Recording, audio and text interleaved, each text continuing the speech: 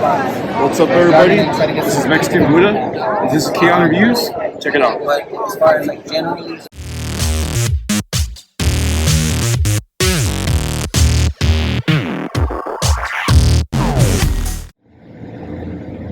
Alright, now as you saw in the intro, today's review video is going to focus on Transformers Earthspark Megatron. Now, this is number 2 of the Build-A-Figure set for Mandroid, which is the human baddie in this series. Now, as you can see, he is packaged in this nicely decorative box with a big old empty, unhindered open window, which everyone so loves. Yes, I am being a smartass when I say that. Pictures of the kids there, in addition to Bumblebee, Optimus, Megatron, and Twitch. This is a deluxe class figure here. On the other side, you see a picture of the completed human baddie, Mandroid. And from what I gather, because I did watch a few episodes of the series from season 1, he really doesn't like that name. This was a name that basically, I think, the new Terrans came up with. And that was the term they prefer for themselves. And here is on the back, product shots in both his vehicle mode as well as his robot mode, and then a listing of all the bots that make up the parts of this Build-A-Figure. Not too bad. Though I don't think I will be continuing on after this, because I did pick this one up at my local Walmart. In addition to him, I did find Optimus. So I think those are the only 2 I'll be getting off of this set, or off of this series. So we'll see what happens with the Build-A-Figure pieces. But without any further ado, let's go ahead and get him opened up.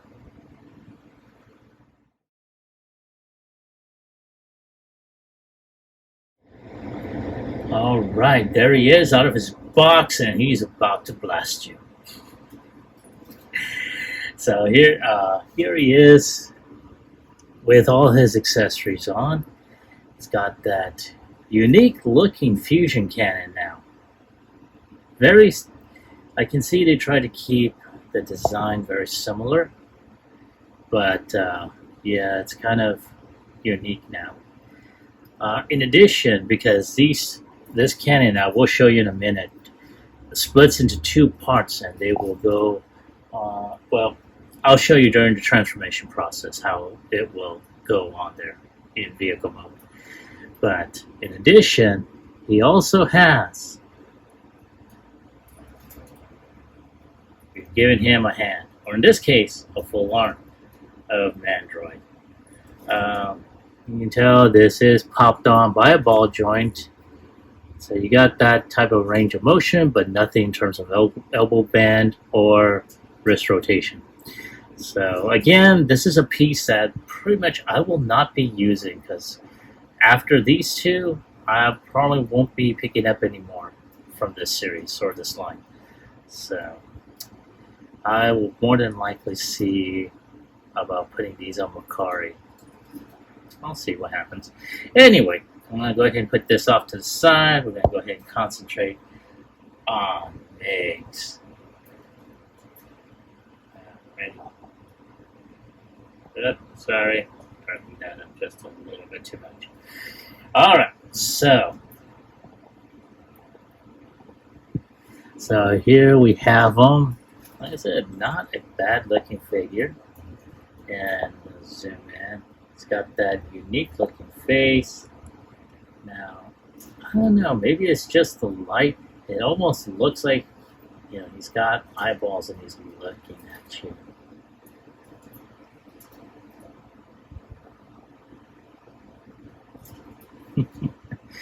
And of course, he's got that nice little symbol, which has the Decepticon symbol underneath.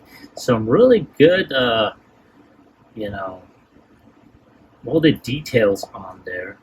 In addition to some interesting paint applications. You can tell when they designed them, you know, The story premise goes that the original Autobots and Decepticons basically did crash land. It did follow the G1 storyline, but there's a little bit of a twist where on Earth, the final battle for the Allspark was thrown into the space bridge prior to it being destroyed. So nothing is really known about the fate of Cybertron. But since then, Megatron has teamed up with Optimus to try and cohabitate with the rest of humanity, but also, out of eyesight in a way, sort of like hidden in plain sight. Now, of course, they're part of an organization, from what I remember, called Ghost, and they're hunting for any stray Cybertronians, or in this case, Decepticons, and basically to keep them from wreaking havoc. So now Megatron, like I said, is very nice. The design is pretty interesting. I like that. And this figure is posable. There is some gaps that, gap fillers, wouldn't hurt for that.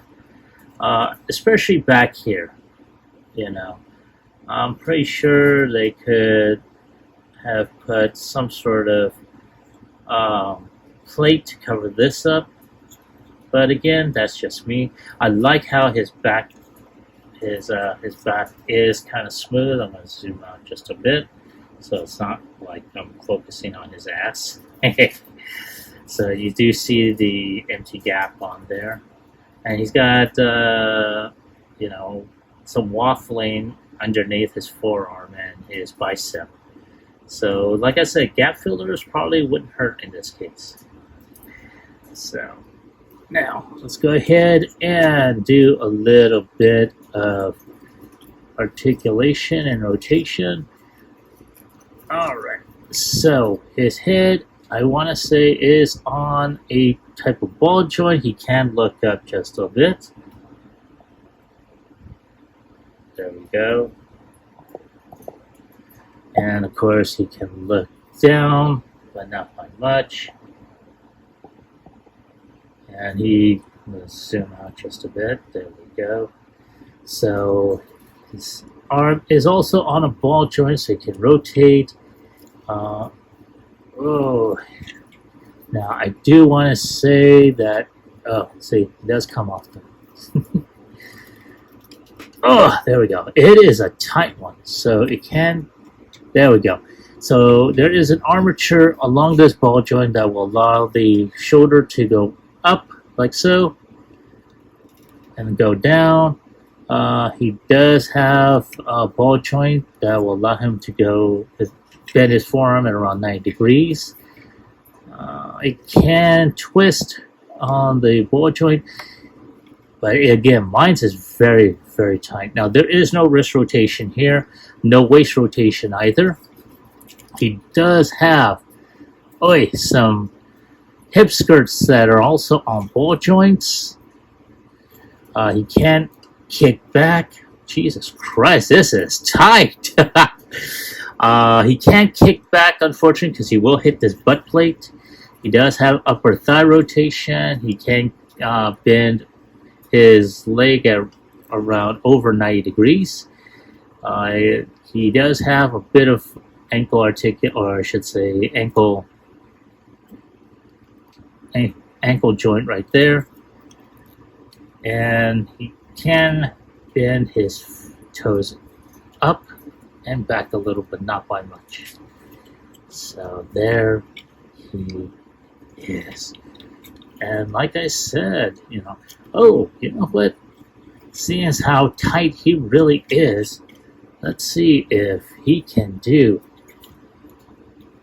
his Kung Fu kick. So hang on a sec. Yes, he can do the Kung Fu kick. Alright. So give me a moment. I'm going to go ahead and prep him for transformation. I will be right back.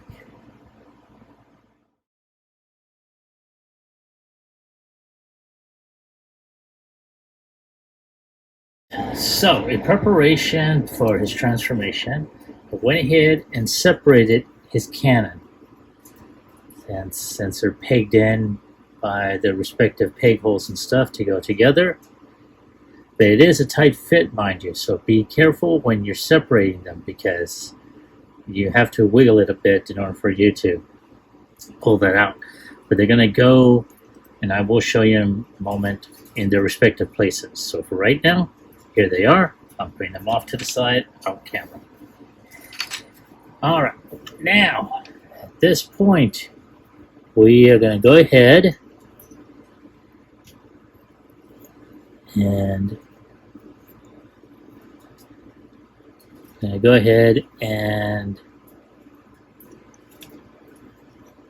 lift these deals up. We're going to lift the butt flap up, which is already up, and we're going to pull down, pull down the head. Now, upon doing that, I'm going to take these two and take these two shoulders and put them to where they connect. Now, they are connected, I'll show you right now, by these slots and hole and ports right above or underneath. Now, all you gotta do is just snap that in there, like so. So at this point, we're just gonna go ahead and just tab these two hip skirts. There's a tab right there, and there's a slot right there, very small one. Once you got that there, you're good. Now at this point, all you gotta do is turn these propellers like so, turn the arms. As you can tell, there is that tab and slot there. You just tab that in like that. And we're going to do the same on the other side. Now, granted, these things do pop off. Luckily, you're able to just snap that in. And just snap that in there. Oop. Also, the propeller seems to pop off also. So let's just pop that one back in there. There. Alrighty, now we're going to keep this skirt in. And what we're going to do is we're going to take these toes and fold them in like so. Do the same with the other. Turn these like that. I'm just going to just tap all that together. And of course, once these two are there, and like that, we're just going to tab them together like so. And like that. There we go. Ta-da. Now, going back to what I was mentioning earlier, these pieces here, I'm going to go into this section here, like that, and like that.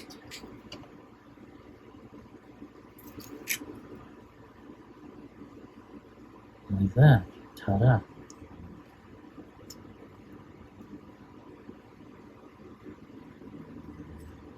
There they are. Now, I really wish, though, that, number one, that the propellers would just stay in. But I really wish that they had a little bit more range of motion. This one seems to be okay. This one, not so much. But at the same time, I really wish that there was a hinge to where the hands can just go into the forearm. And you don't have that. And also a type of plate that covers this up.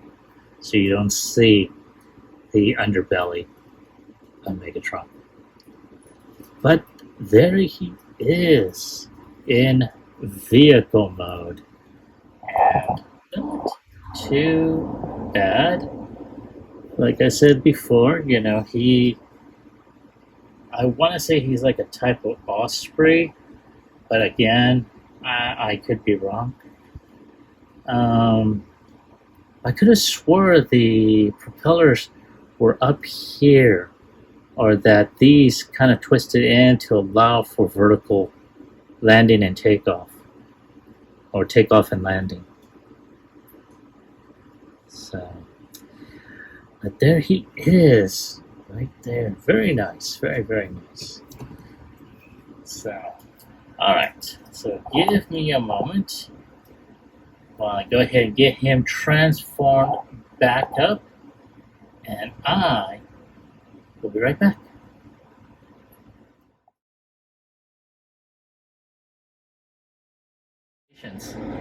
Now there he is back in robot mode, and man, oh man, I have to say he's not a bad figure. Hell, I mean, I really like the take that that Hasbro had taken in terms of the design and everything. Very nice. As a matter of fact, I think I had gone ahead and picked up the Toy Hacks labels, so they should be coming in soon, and we'll pretty much be revisiting this figure again with the Toy Hacks labels. But not too bad. He's really stiff in his movements, I do have to tell you. I mean, wow. Granted, he does have a rather unique looking face. And again, I guess it's the way the light is hitting it. It almost looks like his pupils are following you. But one of the things I do like, is the fact that he's got his original faction symbol underneath this new, I want to say, ghost symbol. I guess that's the symbol for ghost. And then underneath is the original Decepticon faction symbol. So, very nice.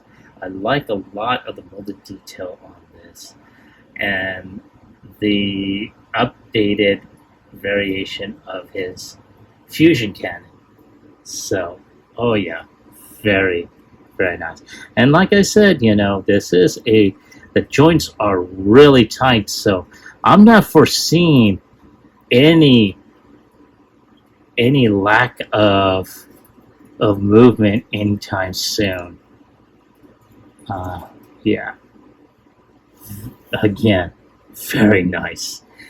So on the scale of 1 through 10, I think I'm going to go ahead and give him a 9. I was going to give him a 10, but then I remembered there were issues that I had addressed earlier. The gaps along his inner thigh, on the back of his leg, the back of his arms, and his biceps. I think, if a third party came up with some gap fillers for those, that would be really cool. So, yeah, again, very nice. So yeah, I'm going to go ahead and give him a 9. But that's my take on the figure. I want to hear from you. Have you able to pick this one up? Now, like I stated earlier, I picked him along with Optimus that I'll be reviewing later at my local Walmart. So they are out in the wild. But again, let me ask you, were you able to find him? And if you did you like him? Did you hate him? Leave me a comment about it in the comment section down below. Like, share, subscribe to my channel. Click onto the bell icon so you can be notified when I post up new videos. As always, I want to go ahead and thank each and every one of you who has signed up for my channel, who has liked my videos, who has left a comment on occasion. I really enjoy it. I do it because I love showing off what I get. I'm selective with the figures that I buy, and As a matter of fact, some of the figures I have selected to go ahead and part with. Of course, money's tight nowadays, so certain things need to be sacrificed, and I know that these will be going to a good home. So I will put a link to my Macari page in the description below. So be sure to check it out. This is Phoenix Draconis, and I will catch you all on the flip side. Peace.